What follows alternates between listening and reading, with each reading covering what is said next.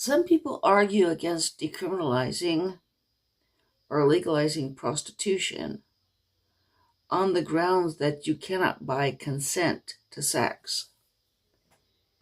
Because if the woman really wanted to have sex with somebody, she wouldn't demand anything. Now, to follow this to its logical conclusion, okay, what if the woman demands marriage? The logic that makes prostitution illegal or makes it non-consensual would mean that the fact that she has demanded marriage means that the marriage night is a night of rape. Because she mustn't really want to have sex with him, otherwise she wouldn't demand anything. And obviously marriage is a demand. It's something she has demanded. In some cases, the man might demand marriage. Is he being raped by the woman? Okay, you get into some real binds when you start, defining consent in such an odd manner. Okay, consent can be bought.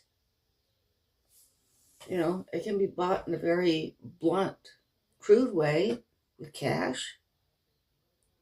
And it can be bought in a, what most people consider a more exalted way with marriage, or in between with a relationship.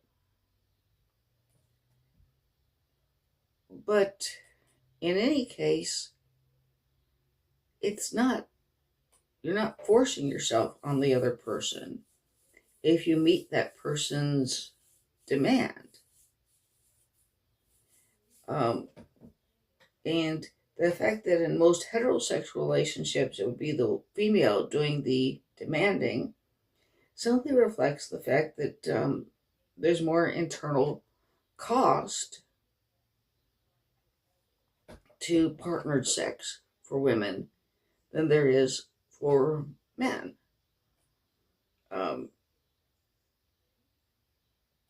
There's not more cost to masturbation, but there is to partnered sex because of pregnancy and also because of certain psychological costs which evolved as a consequence of pregnancy over the eons. Anyway, I also think that it's kind of insulting to rape victims or rape survivors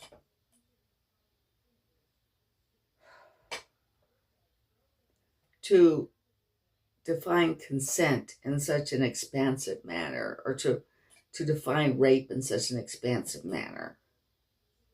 Rape means force or threat of force, or rape means that that you have sex with somebody who's in a position where consent is impossible. They're underage. They're in an age where the consent is not possible. Or they're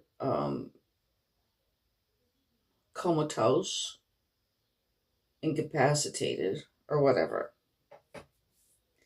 But the fact that somebody demands something in addition to the sex does not make it non-consensual.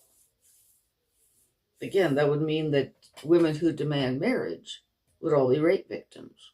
They're not. I mean, whether they're moral or not, that's not a question I'm going to address. But they're not rape victims. Okay, anyway, I just wanted to make that point.